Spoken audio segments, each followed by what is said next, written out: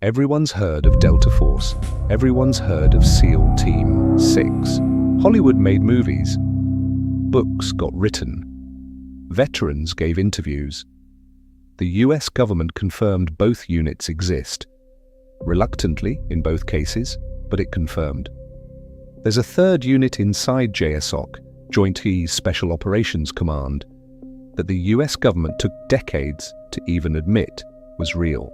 A unit that's changed names so many times, intelligence analysts lost count, mission support activity, field operations group, Office of Military Support, studies and analysis activity, tactical concept activity, Army of Northern Virginia.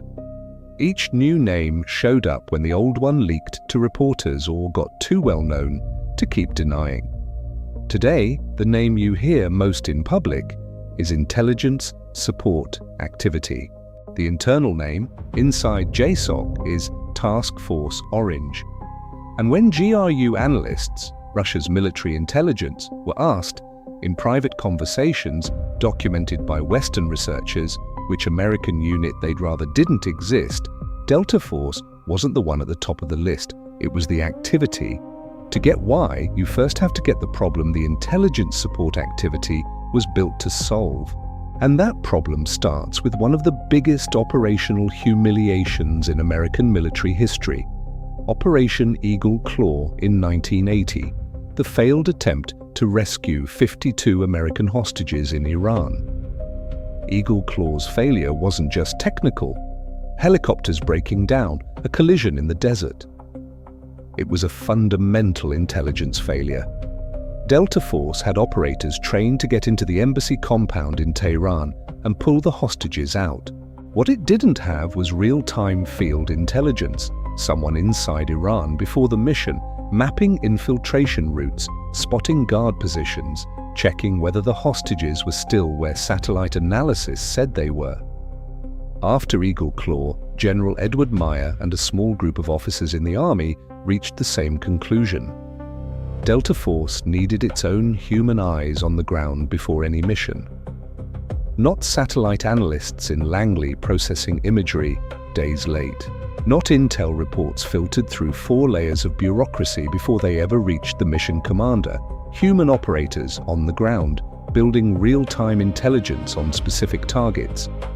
The ISA was stood up in 1981 as a direct response to Eagle Claw, and from day one it operated in a way no other unit in the US Army had operated before. Its operators don't wear uniforms on mission, they don't carry gear that screams US military. They don't roll into countries on military aircraft, they come in as civilians with cover stories built over months, with paperwork that holds up to second and third layer checks, with identities that have consistent digital and physical history. An ISO operator can spend weeks in a hostile country without any local intelligence service flagging anything off about the behavior or backstory of the persona they're running. In JSOC's internal language, they're soldier spies. Soldiers trained like spies, or spies trained like soldiers, depending on the mission. The ISA has signals intelligence, SIGINT, capability that runs in the field, not from space. Portable intercept gear, pattern of life comms analysis, geolocation tech that pins transmission sources so you can place a target from how their devices talk.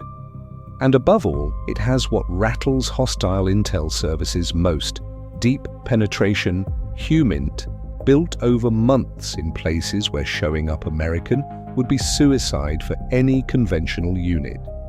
The result is an information asymmetry that makes any follow-on Delta Force or SEAL Team 6 operation qualitatively different from anything adversaries like Russia can plan against.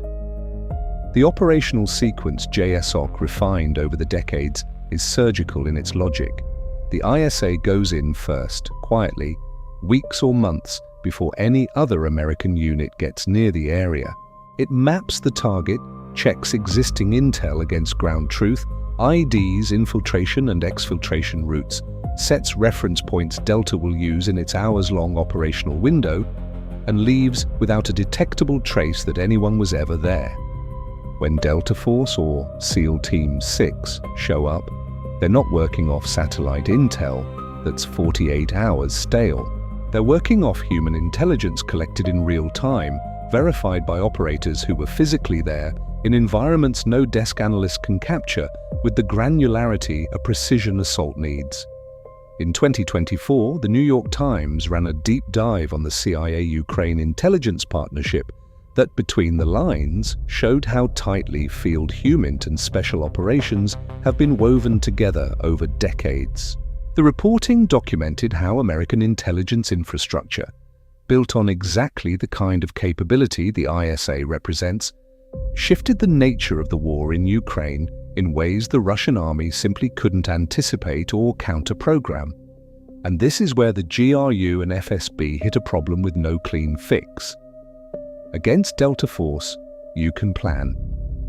You've got a rough idea how Delta works: high-speed raids, stealth helos, hour-long windows, fast exfil. You can build countermeasures, extra patrols, motion sensors, comms that ping the second anyone gets close. The Russian military spent decades studying the operational signatures of US special forces, not because countermeasures work perfectly, they rarely do, but because at least there's something to study, a pattern to spot, an approach to counter. Against the ISA, you don't get any of that. You don't know when it's there, you don't know what it's collecting. You don't know what Delta Force or SEAL Team 6 will know about you weeks before they ever appear. The only sign the ISA was working your environment is how bafflingly well the follow-on operation went. And by then, the damage is already total. Wikipedia, the only public source with anything like a consolidated picture of the ISA, because the US government publishes basically nothing, notes the unit has cycled through more names than any other in the US inventory. Every time a name got too hot, the unit just took a new designation and kept going. That ability to vanish and come back under a fresh institutional identity isn't an accident. It's deliberate policy designed specifically to stop adversaries from building a consistent intel file on the unit. Michael Kaufman, the intelligence analyst who studies the Russian military for the Carnegie Endowment, has documented something that lights up why the ISA in particular keeps Russian military planners up at night.